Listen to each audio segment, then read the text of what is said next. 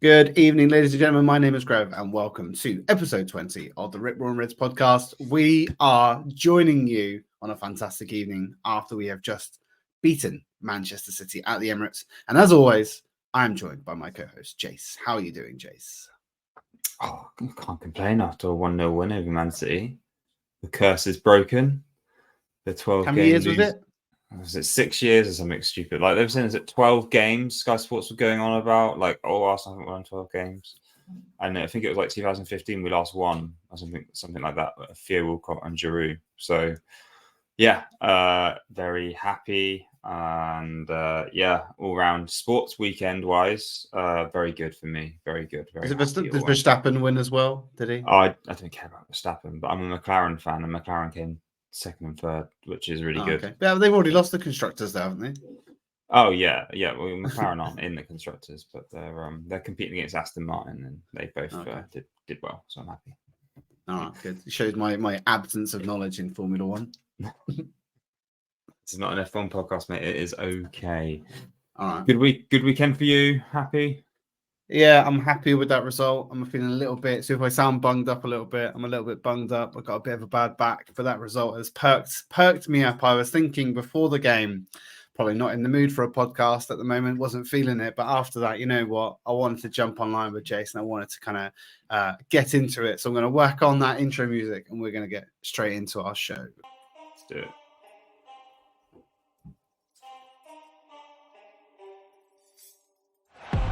Saka. Saka! That is a dive under the goal!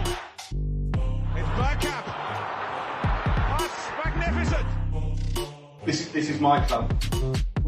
Fucking love this football club. Henri. What a goal! Gabriel Martinelli! He's scoring for Arsenal!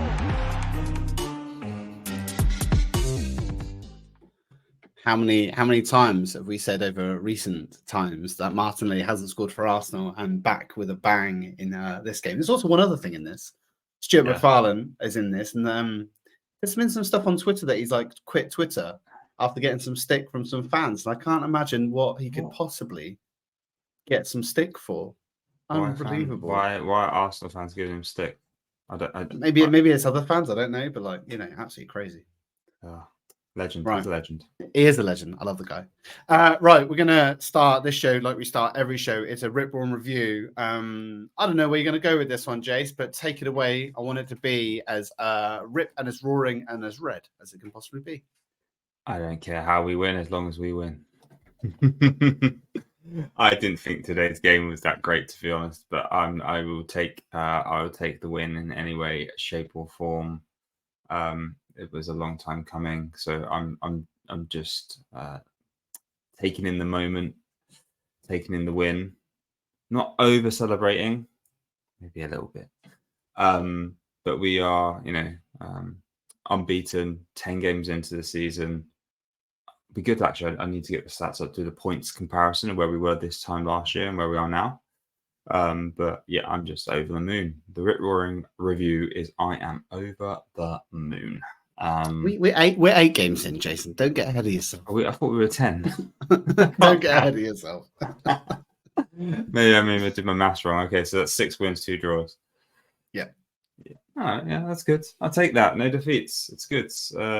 And the goal difference is decent actually as well. I think it's +10. City's +11. Spurs +10. Usually we're well out of the goal difference by now. So yeah, I need to do the comparison, see where we were after 8 games this time last year in points, but very happy right now. Best position we can be in, apart from Spurs, but who cares about Spurs? No one. So yeah. Rip Roaring review. Grev, tell me, what is your review? Actually, quite similar to yours. I'm really happy where we're at. I think it's the commentators made quite a few points about this during the game. It's that if we had have beaten Manchester City at least once last season, then the likelihood is that we would have been champions, even after dropping those points against West Ham and Liverpool and Southampton. Yeah. So I know that you said about that comparison of like 8 games versus last season. I don't know it either, but I would say, taking that aside, we've done one better than last season by beating Manchester City. That's really what we needed to do last season. We've done that this season, so super happy about that. And like you, I know that who would have thought that Spurs would be up there as well. I just can't see the longevity of that Spurs side being where they are. I was actually about to ask a question. When do we start to worry about Spurs? I mean, I don't know. I like I say, I watched most of the Luton game on Saturday. They were playing again. They were playing with 10 men. I couldn't believe that Luton didn't come out. Well, Luton are pretty awful. They literally didn't create hardly anything. I think they had one chance of note during that game. But Spurs genuinely don't look that threatening. And I think I'm really, the more disappointed now I look back on it, that we didn't take away from that game that we had against them the 3 points like we probably should have. So I'd give it another 8 games, Jace, before we start to be worried about Spurs. I can see the wheels coming off that one pretty soonish, if I'm honest. Okay, no, I'm counting. I'm going to Well, count. I'm hopeful. I'm hopeful. I think the only thing I'd add to it, like, is Partey's been out, Saka's been out. We who else? We hadn't had Martinelli for the last few games. He's now back. We've had Gabby Jesus out. Our attacking, like, Partey is, I know he's our, in theory, is our number 6, but he has a lot of impact in our attack, as we'll talk about today. The dynamic balls that he's able to play and ping around the pitch. So I feel like we have had key players haven't had a rest and have got injured. Saka in particular. Gary Jesus has been injured. We lost Martinelli. We lost our pace for a couple of games. Like, we're just so slow. Hopefully we've had some injuries, and hopefully we get a nice little bit of clean bit of health. So I think we're in a very, very good position. And Spurs have got to have some injuries at some point. Yeah, we've not had the luck on our side on that respect. So you'd hope that it kind of balances out across the season with some of the other teams as well. Nice review. Some can pull a hamstring. That'd be great. That would be good. Although he doesn't look that great as a 9, although much better than Richarlison, which is not saying much. Right, I'm going to go into the first topic, which says no Saka, no problem. So the way I'm going to start this, Jace, I think like many, you texted it to me, I think. As soon as you saw that lineup, you were like, no Saka.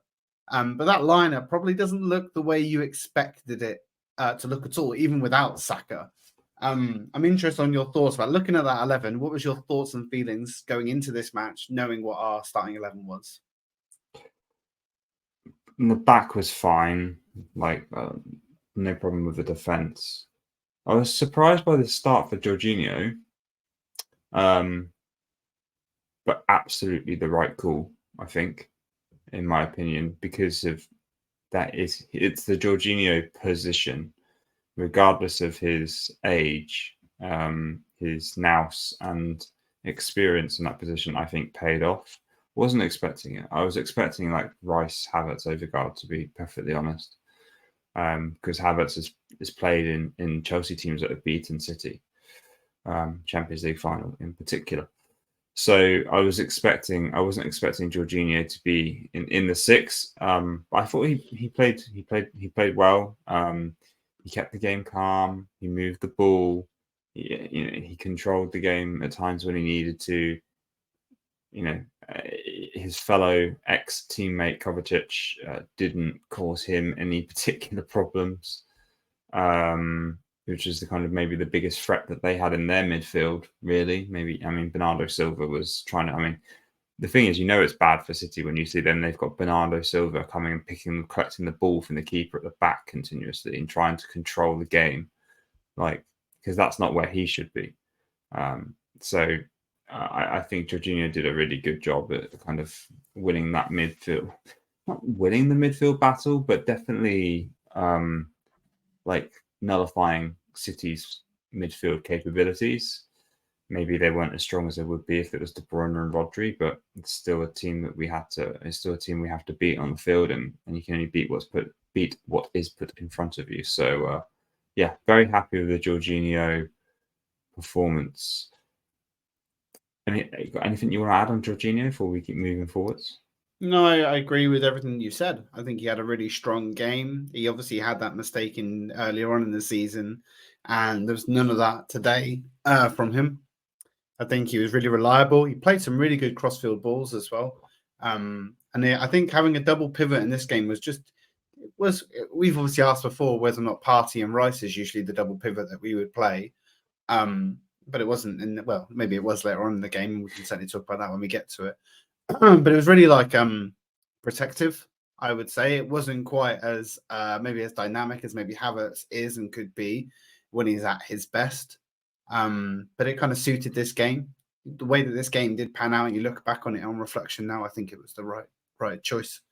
An odd one though, like I say, completely out of left field. Didn't expect it whatsoever. I kind of expected us to play. When I saw that Saka was in training in the week, or that he'd played at least one training session, then I'd 100% assume that Saka would start.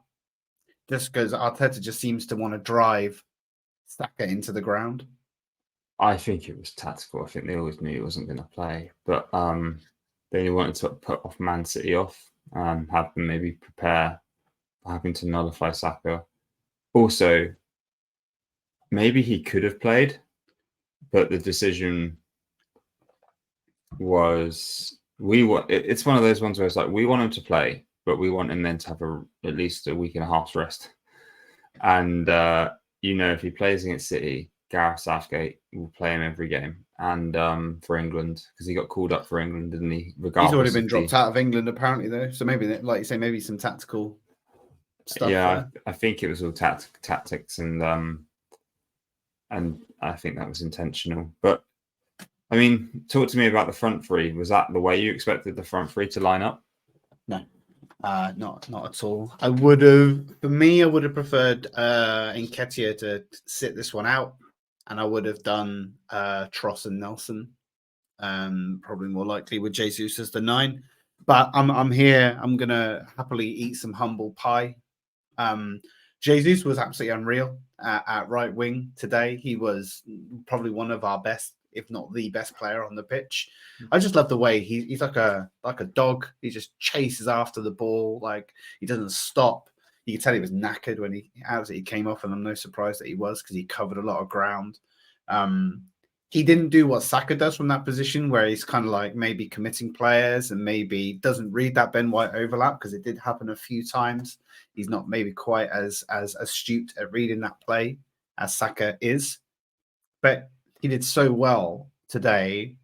And I'm like I say, Eddie wasn't great as the 9, pretty absent for most of this game, apart from chasing down and maybe trying to close on the goalkeeper, which he's done many times before. It got the crowd riled up, which is a good thing, but other than that, wasn't a great deal. So it wasn't what I wanted, but I'm happy with the result that it did garner. We will talk about substitutes later on, because I would say that Trossard was, I literally can't remember one thing he did the entire game. I really can't. I don't know if you can. No, I can't. He was really absent for me. It's hit or miss with him, isn't it, this season? He started preseason on fire. I mean, in preseason, he was unreal. That game against Barcelona, I think he scored some awesome goals against them. I remember in the MLS Cup. We were going, how are we going to leave him out? How are we going to leave him out of the starting lineup? And we were talking about maybe he could play in the left 8 and trying to figure a way you can get them all in the team. But then Martinelli started from the beginning of the season, and it was like, okay, fine. And then he comes on, he'll score, and then he'll start in this game and be crap. And then he'll come on from the bench again next game after that and score again. And so it's like it's kind of very intermittent in his performances, and which is fine, I guess. Like we know we can rely on him from the bench, but because he's shown that he can deliver from the bench and score goals. But I think he lets us down in starting when he starts. I remember the start. I think it Fulham he started against. Yeah, it's a game. Yeah, and he wasn't. I think he got changed at half time. I think, didn't he? Yeah, hooked at half time. Again, he was hooked at half time today. So yeah, I don't know. I like him as a player, but he's too inconsistent. This just comes back to backing up my view that we should have signed someone in the summer, because I don't feel like we have enough on the wings, and I think it's proven because if you're playing Gabby Jesus at right wing, then I mean that could have been the plan all along, potentially. If we go out for big boy number 9 in the summer, Ivan Toney, will Jesus swift out to the wing, right? I suspect that might be something that we try and do. Yeah, I mean, it looks like it's going to be, well, yeah. There's been a few different strikers that have been mentioned, isn't there? But I saw Aston Villa announced on Friday. 5-year deal, wasn't he? Yeah, he has. Ollie Watkins has got a 5-year new deal. So it looks like it'll be Ivan Toney. Or is it Ferguson from Brighton? Yeah. I mean, Toney would be mine. Anyway, right. Yeah. Enough about the lack of Saka. I suppose let's talk about what this game really was. It was defense versus defense. This game probably wasn't the flared football that we are probably used to in the game of Arsenal versus Man City that we've seen last season and previous seasons. I'm going to hand over to you first, Jason. Maybe who do you want to pick out? I'll let you have the smorgasbord of our players because you've got the first choice. So don't worry about which one you pick. I'm sure I can talk about another one. Oh, you know who I'm going to talk about. Big Willie. Big Willie is the best defender in the league. Quite easily, isn't he? I don't know. Am I saying too much? You think about Harry Maguire? You must be forgetting, I'm guessing. I mean, I only person I think he competes with him is Diaz, and he had a bit of a flop today, particularly in the first half. He let Eddie through on goal? He had a chance. Yeah. But Saliba, amazing game. His partnership with Gabriel was awesome, but I mean, he's empty in his pocket again, and Haaland's in there. Haaland's in that little hole in his pocket. Again, he is amazing in one-on-ones. That's what I love. I actually get a joy in watching him defend, like the physicalness that he can take to a player like Haaland and go toe to toe with him and come out with the ball. It got the crowd was celebrating some of his challenges on Haaland just as much as they were celebrating goals and attacks.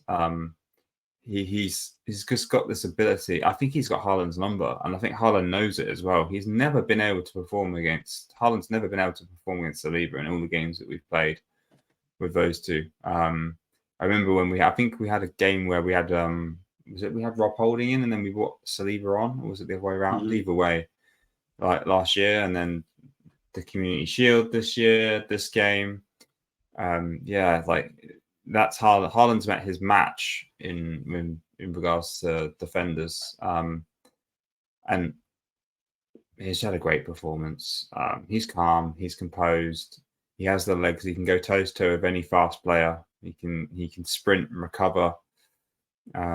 He's a great passer of the ball as well. So perfect performance. I would almost be giving him I don't know if he should give 10 out of 10s, but it's pretty good. 9.5, if not. It was a very, very good performance from Saliba. Statistically, Jace, as well, I just wanted to say, like, so on Saliba, won 100% of his duels, 97% pass completion rate, never got dribbled on once, never committed a foul, and playing against what is the best striker in the league by quite a fair bit. Unbelievable. Yeah, amazing performance. It's funny, actually. I think I did see a stat actually before that said Saliba, Haaland's XG when we played Saliba has been 0 in both games. Unreal. Absolutely unreal. Can't, I don't want to talk about what ifs, but what if he was fit when we played them? Just, it's really frustrating, but it is what it is. It is what it is, but this is our chances, our time. I just felt when we when we signed him, I was feeling like he could be our Van Dijk. And then he went away for a few years, and then he came back. I was so excited, and there was a number of people saying, "Oh, he's going to leave, he's going to go," and he came in, and I mean, obviously, you know me, I love my French football, so I was very hyped on him. I wanted him to be given the opportunity, and I'm so glad that Arteta had the faith to put him in last year. The partnership he's built with Gabriel has been brilliant. He's taken him one and a half seasons to be top 4, top 5 centre backs in the world. Probably, if not the best Premier League centre back.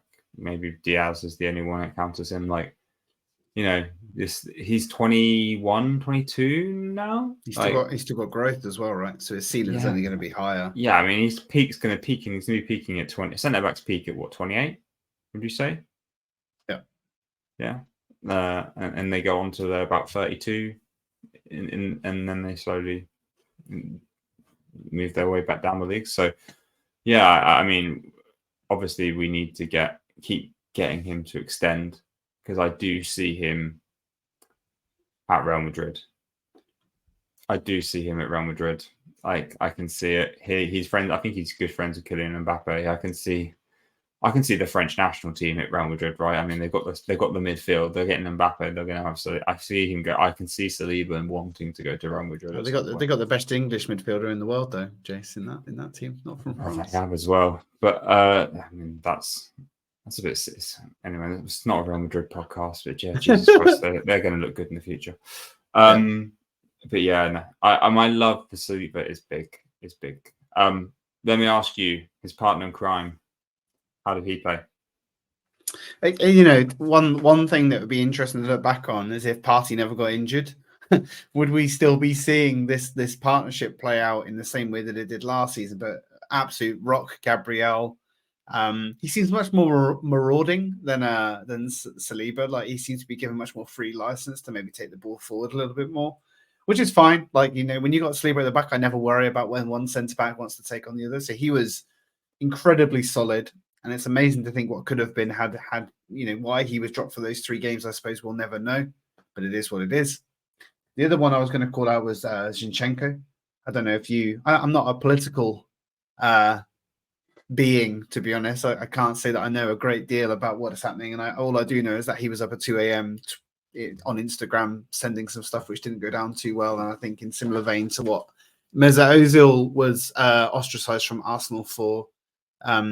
But he went into this, it still started for us, played an absolutely unreal game. One of the biggest things I wanted to call out on Zinchenko was that, Jace, you worried me because you were talking about seeing Doku in the few games that he's played for Man City. Like, he looks electric. He really dangerous, really drives the players, really something to kind of watch out for. So when he came on, I was like, okay, well, I've not really watched him play, so I'm going to see what Jace is talking about. Got absolutely pocketed. He actually switched wings. He was so rubbish against Zinchenko. He was like, I better go to the other side because I can't get past him, which is unreal to think that Zinchenko really doesn't do very well defensively. My heart was in my mouth. I was like, he's just going to dig it around him, run around him, or nutmeg him. Zinchenko did it like he tackled him 3 times. Couldn't get past him. He went to the other side and got nutmegged by Ben White. So, for me, Zinchenko was really, really good. Obviously got gassed at like 70 minutes again and got taken off for Tomiyasu, who also performed really well. Just an absolute defensive unit in a game it's a very tactile, chess-like game. This game, no one really. My biggest observation was how similarly we set up. We would literally let both of our goalkeepers just have the ball at their feet for like minutes at a time. We were just waiting for players to pounce or make a mistake or step into the wrong position or lose their man, and then we counter. And Man City were doing it to us, and we were doing it to Man City. And it was quite amazing, probably because both of the managers were standing there going, "Don't know what to do. We're not used to this kind of, I suppose, like toe to toe kind of battle." Which is maybe why it wasn't quite I think you said it like wasn't the greatest game by any means. No. Certainly not the usual. Like this game always has goals in it, and today it didn't. Yeah, do you know what? I preferred it though, right? Because I didn't feel as on edge. I always feel on edge because we can usually get a goal against City, one goal. I mean, we either go ahead or we equalise or whatever, and you're always on edge, but then it always falls apart. And we end up letting 2 or 3 in. Yeah. Whereas today I didn't feel on edge. I don't know, Jace. I'm gonna move on to a segue because I think it's a really good segue. Because okay. you're talking about being on edge. So this segment's called Raya in or Raya out. You just I'll let you go on, Jace, because I think there has to be moments where you were on edge, and I suspect this is why. Well, I mean, the first 20 minutes I was on edge. Actually, the first 5-10 minutes I was on edge. I've got to say what I said before the podcast, Grev. I need to be honest in my feelings. I am not necessarily always an analytical person. I am a say what I see. And what I see is I do not see why Raya is in the number 1 spot at the moment. I don't. I haven't. He reminds me of when we had Bernd Leno in goal, when we were trying to pass it out from the back. You know, like, I know that he's good at it. Like, we wouldn't have bought him if he's not. But he's lost. I don't know. Is it confidence? Is it nerves? I don't know what it is. But he's slow with the ball at his feet. His distribution for long balls has just gone down the pan. And even his short passes, he's been giving balls away. And I mean, we got away with one in the first, was it 10 minutes? Or when was the Alvarez chance? In the first 10 minutes? Yeah. But I mean, what was he doing? What was he doing? I can't fathom. Like, you could see him, like, Alvarez is within proximity of him because the way City press.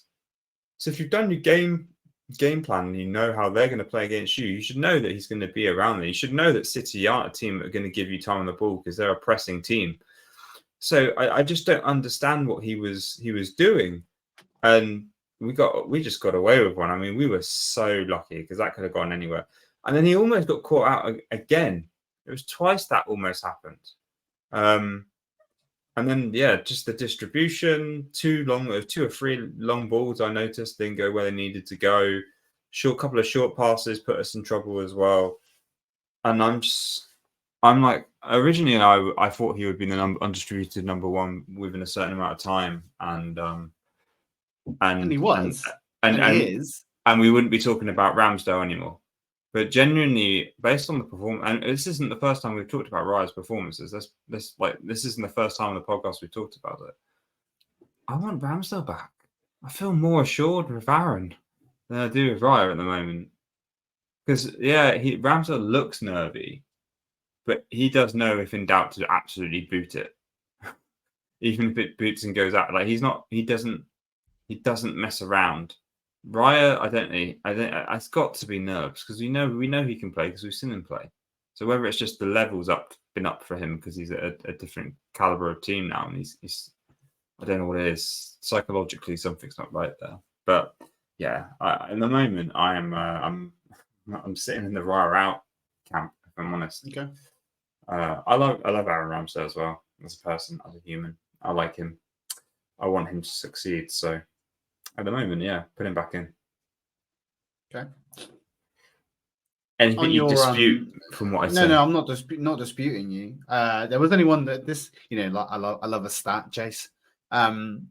Would you have said that his pass completion was better in the first half or the second half?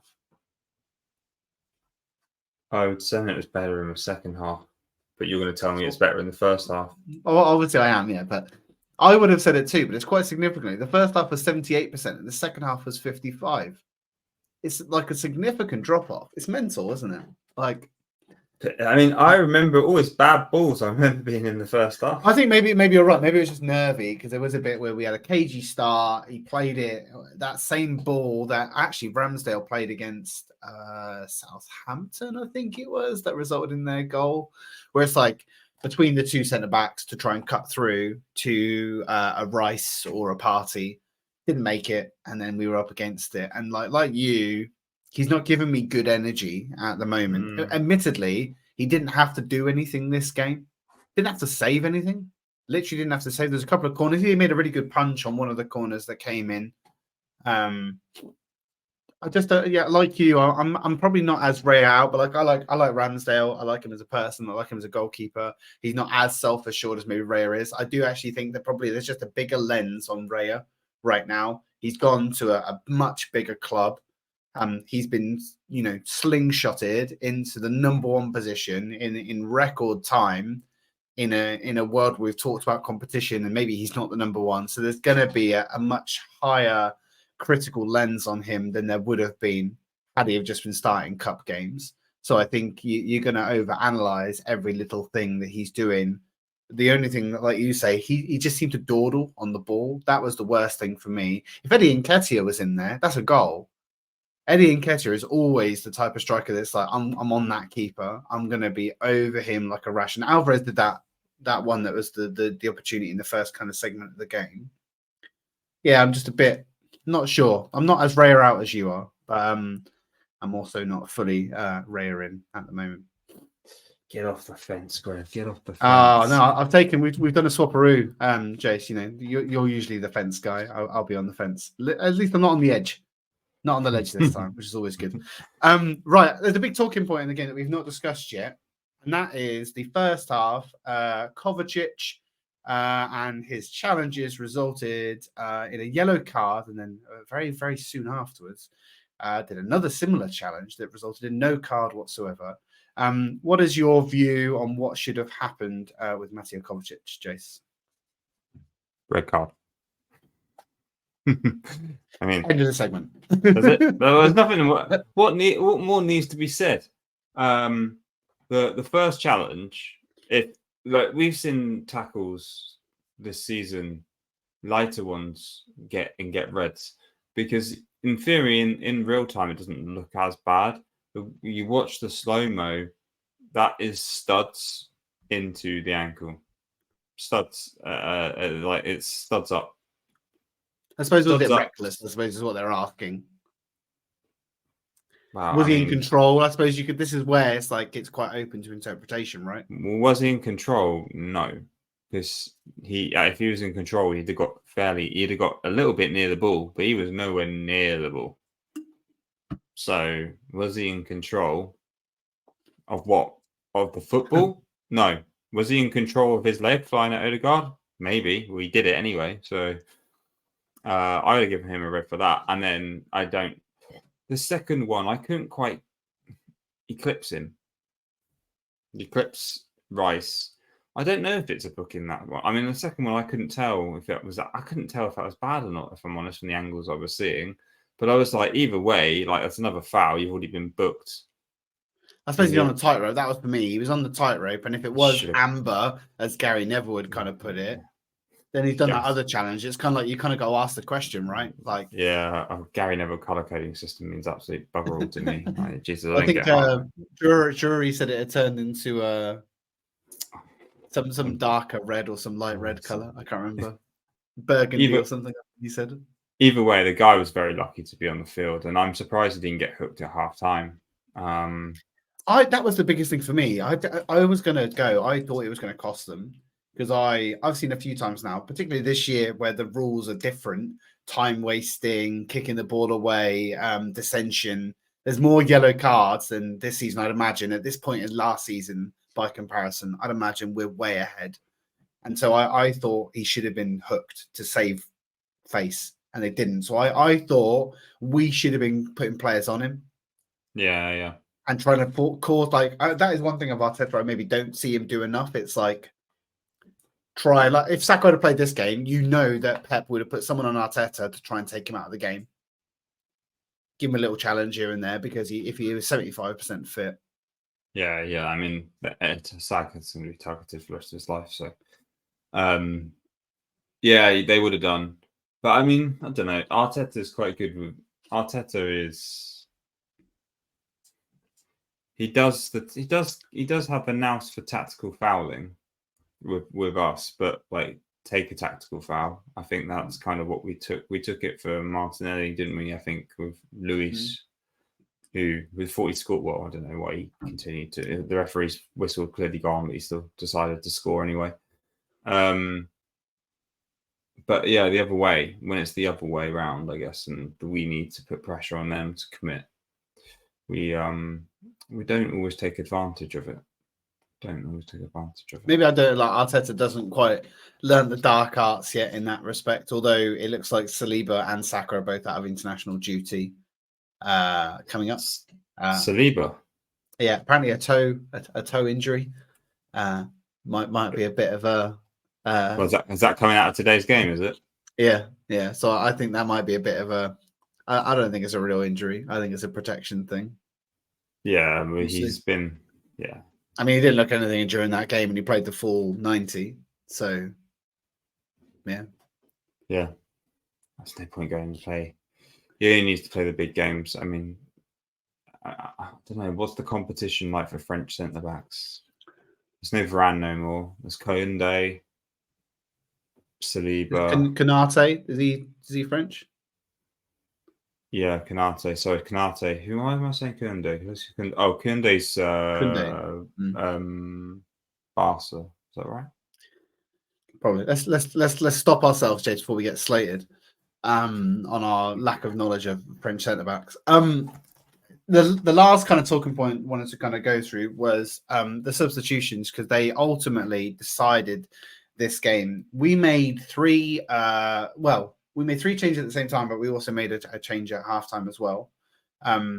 Is there any particular substitution that you think was particularly masterful and that worked out for us in the right way, Jace?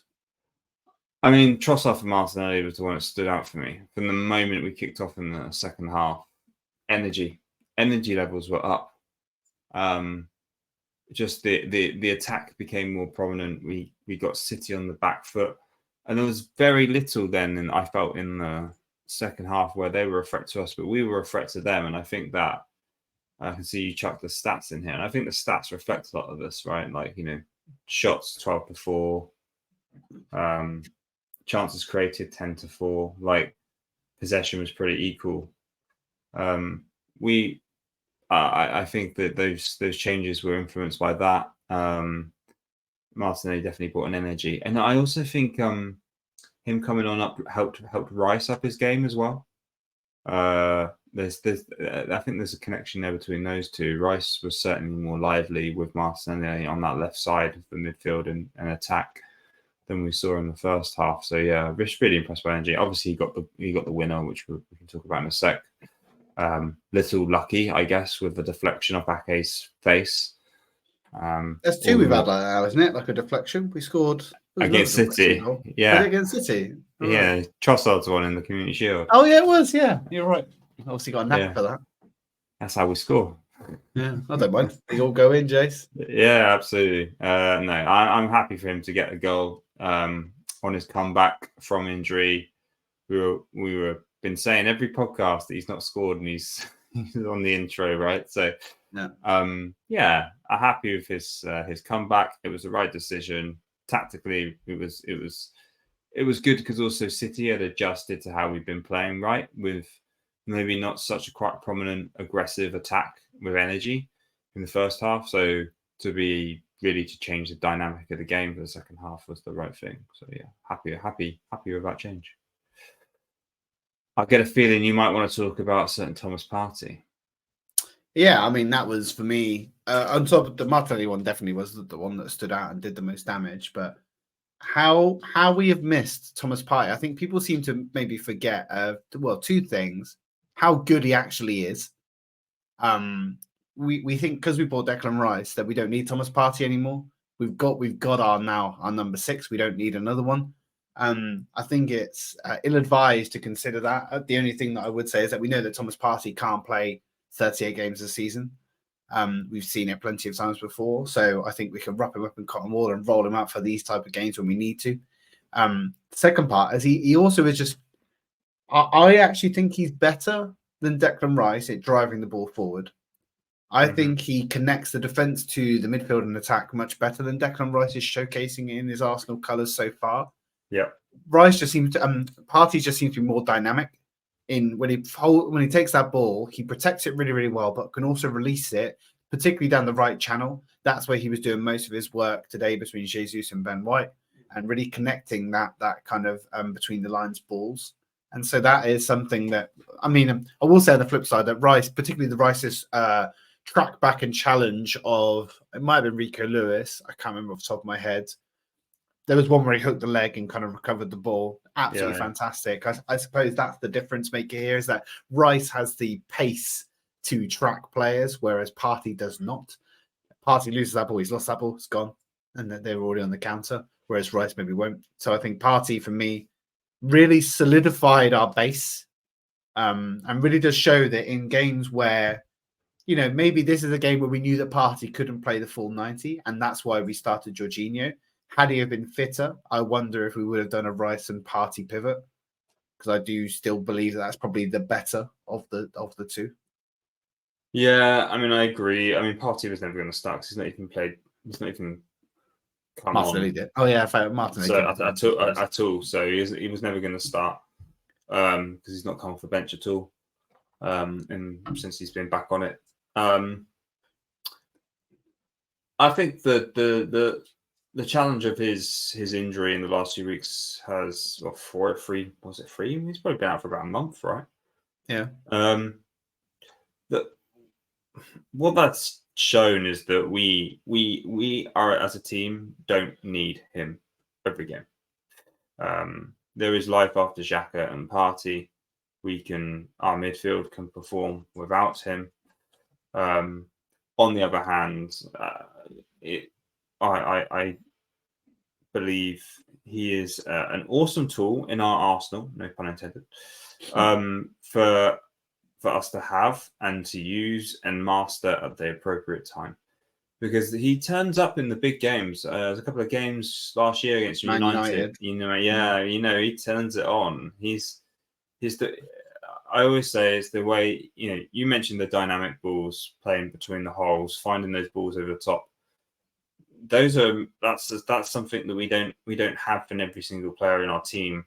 I love the way that he can kind of sometimes cruise through the midfield. So he'll do something quick with his feet. He'll find a casual nutmeg on a player and keep gliding, like the way he glides. He's so strong as well. That's another, he rarely gets muscled off the ball. Yeah, no, he absolutely. And so we know about his injuries. I think we found a way to have him and also be able to play without him, which I think is the benefit. And then if you've got Jorginho as well, it's good. You can play Havertz obviously in left day and move Rice down a notch into the defensive midfield role. So, to the pivot role. So yeah, I mean, I agree everything you say. Partey's awesome, and I'm really happy. I really wish he wasn't going away to the African Cup of Nations.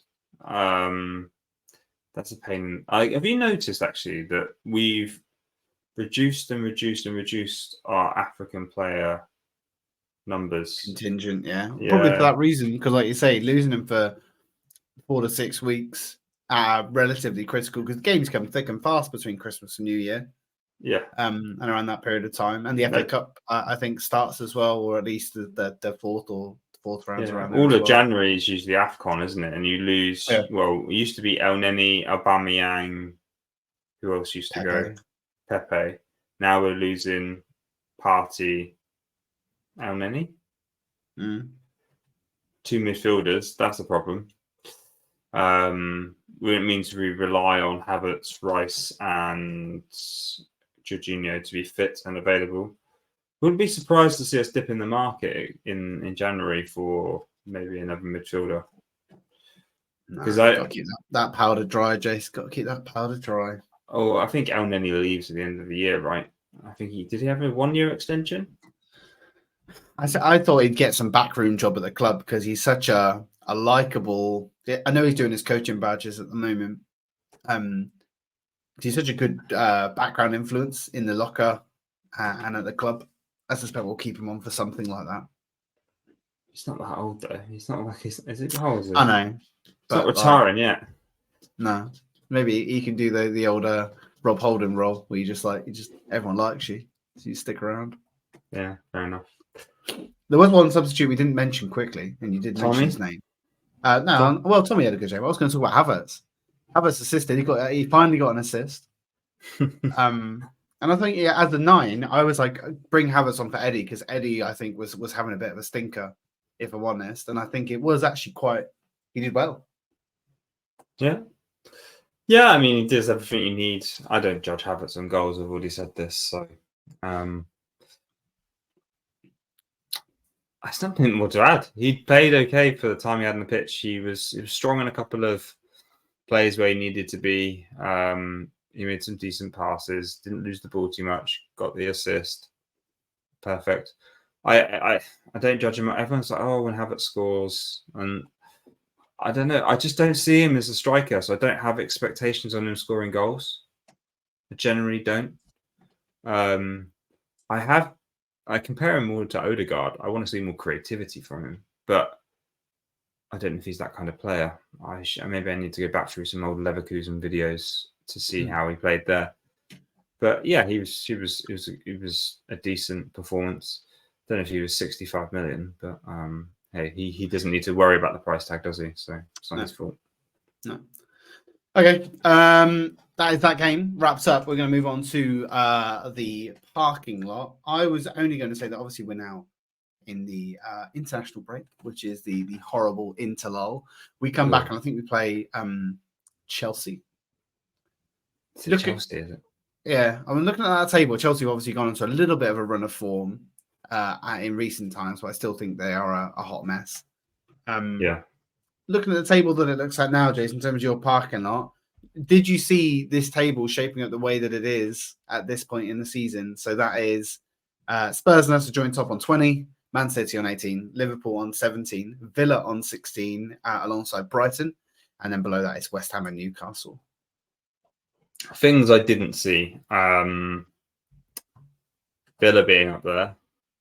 Didn't see West Ham being up as high as they were, either, 7th.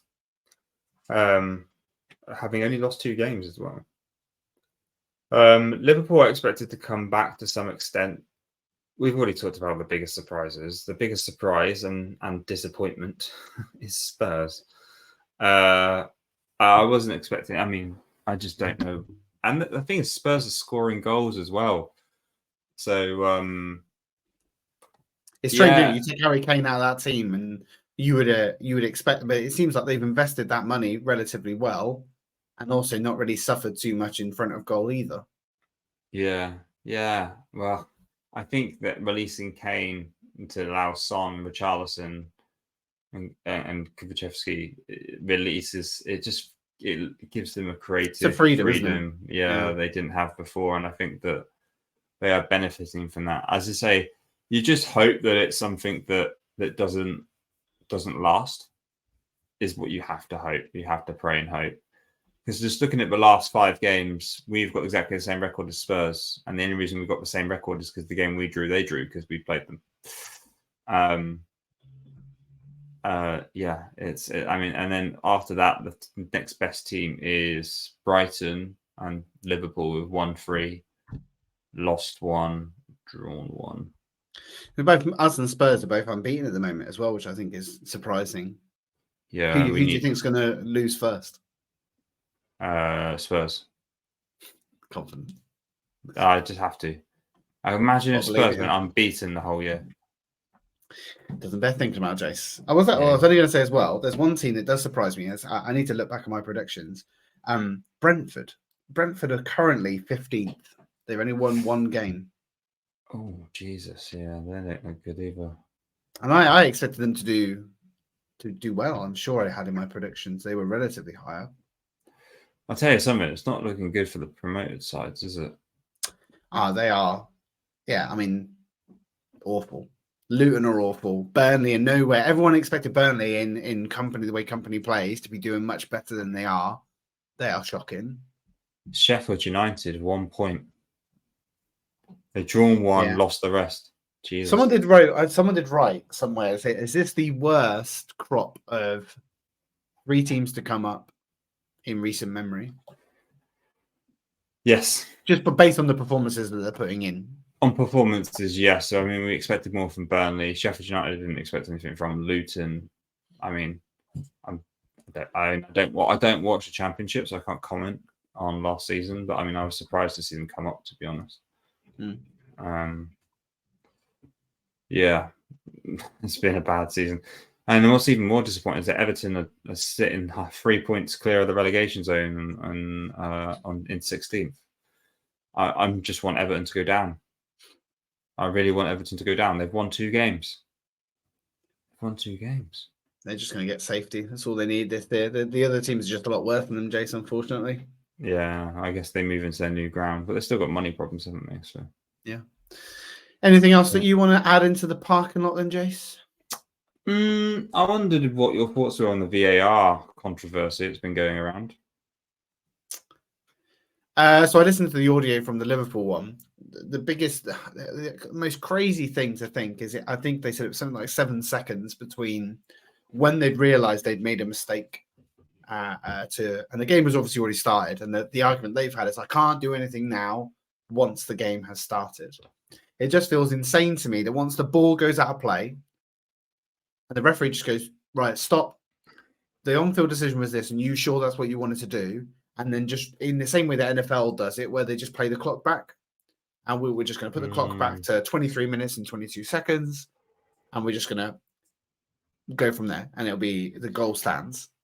I can understand why they haven't done it that way, but it just feels to me that a league of this money, of this nature, why they can't get some of those things right. I'll tell you one thing that actually did piss me off even more than that.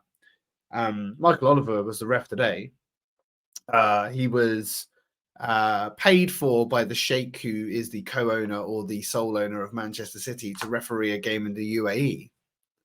Yeah, if that's not a conflict of interest, I don't know what is. Just a lot of that stuff at the moment. I think I've talked about it before. Like, I think 80% of all the referees are from the Greater Manchester area. They're all from up north. Yep. They all seem to be. There's no one holding them to account. Even I think it's Howard Webb is now. Is he the head honcho as part of the PMGOL? Yeah, I mean, his is interesting because obviously he's switched on about what he's doing, and I think he can't make change. I was thinking about this a lot. I don't think he can make change overnight, right? So he's taken on this job in the last 6 months, is it? Like last, yeah. It's not the job too long. He was doing it in the MLS, and in the MLS he introduced basically making apologies that they've been doing here, and explaining decisions and reasons. He was doing that. So he's now trying to do that in the Premier League, which everyone's been like, what we're hearing from the PGMO all the time. Like, we never used to. What the hell's he doing? And no, he's trying to be. I get it, right? Like he's trying to be transparent, and also be vulnerable and be like, look, we made a mistake here. We fucked up. Like and he's trying to be honest. But the problem is that there's so many mistakes happening that it's actually every week almost. It's every week almost. It's going the wrong way. I think the challenge is at the moment is that until the end of the year, I mean, they can't change it because I'm guessing they can't change something mid-season because it would be unfair. Because other one of the clubs, would say, how come we did it for them and not for us? Yeah, absolutely. Because I mean, I heard the voice commentary from the Liverpool game, and the interesting thing I've been going around, it's been some WhatsApp groups I'm part of. It's got Spurs fans and Liverpool fans in, and like there's like, should we replay the game? Oh no. Oh yeah, we should replay the game. And the only thing I can remember is Arsenal Sheffield United when Carnu scored. This was back in, I want to say 98, 99 season. We scored. I can't remember how it came about, but Carnu scored, and the goal shouldn't have counted basically. And we replayed the game against Sheffield United. It was an FA Cup game. And that was the only time I can remember a game being replayed in recent memory because of such a reason. And but then I just find it bizarre. Like, loads of Liverpool fans want the game replayed. I can kind of, I don't know. I mean, I don't know whether it's because Klopp said it. If the shoe was on the other foot, we would probably be saying the same. But knowing what we know, like, it's just not going to happen. Well, that's the thing. Like, it doesn't happen in the modern game. You can't get. You never spilled milk. You just got to move on. Yeah, and it feels like they have a little bit. Yeah, I think the comments Klopp made created a load of unnecessary discussion around it. Like, because let's be honest, no one's ever going to replay it. Like, you can't get 60,000 people, TV, all of the different things, all the commercials, the betting industry, it's around football, all of that stuff. You can't replay a game. As simple as that. No, you'd be like, oh, this player's now not available. You know, all of those kind of questions as well. It's just not going to happen. Yeah. So yeah, but I do think they need to do. I like your idea about the NFL clock thing. That's definitely something I think we could try. That'd be interesting to see. Yeah, I'm just not too sure that we are, like you say, I don't think there's enough accountability in refereeing in this country. And there's also so much money and other interested parties in this that it just feels like a difficult minefield to play within, to make change within. Like you say, it's difficult. And I can understand and sympathize a little bit with their position. But like, it's even like today, like take Kovacic, there's rules in which VAR can engage. The referee might not have seen it in real time. You look back on it, that's a red card. He'll get the second yellow for that second challenge, no doubt about it. But because VAR can't interject because it's not deemed as anything on the field, it's those kind of rules that really do frustrate me. Yeah, and because they're inconsistent. Someone, who was it? It's a podcast I listened to. I'm going to apologise because I can't remember who it was. But basically, they were saying, would you scrap VAR until it can be completely taken over by technology? Because no one complains about goal line technology. It's a straight line, ball's over, it's over, it's a goal. Referee gets notified on the buzzer on his arm. If you could have VAR completely taken over by technology, so it draws the lines itself on the video. Because I think they drew the line drawing, don't they? It was my understanding in the room, and they move it and they look at the angles. So that is not actually technology. It's subjective, then, isn't it? It's subjectivity on top of using a technology to make a decision. It's subjective. So, like, I can do something at work. I can use technology to do it, but I've done the creation of whatever that thing is. That's subjective then. I'm judged on my subjectiveness. If the computer has done the work and I've now had no input into it and it's come out with a decision, then there's no discrepancy. What the computer says happens and it's consistent. I suppose they're still able to make mistakes. Yeah. Well, but I just think if you take the human out of decisions, I think it removes the subjectivity, which means it's harder to argue. And I think if they could find a solution to VAR, which uses just technology and removes the human, I think that we'll have less of these controversies because there'll be nothing to argue about. It's not like you can argue with a human about it because you can't. So I think they need to find another solution. Either can it for now and come back when technology is available. That's probably what I would do. So we're all going to have to return to the podcast once VAR becomes sentient and takes over the world in Jason's ideal. We're going to have to send a Terminator back to get it, I reckon, Jace. Yeah, or to the point that artificial intelligence can take over my job on the podcast. Let's get GPT involved. Yeah. Right. That wraps us up for today's show. If you are watching on YouTube, please do give us a like, a subscribe, and a comment. If they are listening on their podcast provider of choice, Jace, what should they do there? Podcast provider of choice, please leave a 5-star review and a lovely review of the highest order. We only like good reviews. And Grev, it's currently at 5 on Spotify, so I'm happy with that. Oh, well, thank you, whoever left the review. Maybe probably all me on my burner accounts. Just right. We will probably speak to you in the international break. I suspect we might get a chance to review some of those Puma kits next, Jay. So look forward to that. But if we don't speak to you before, we'll see you for the Chelsea game. Yeah, exactly. Come on, you River and Reds. We'll see you again next time. Cheers, guys. Have a good one.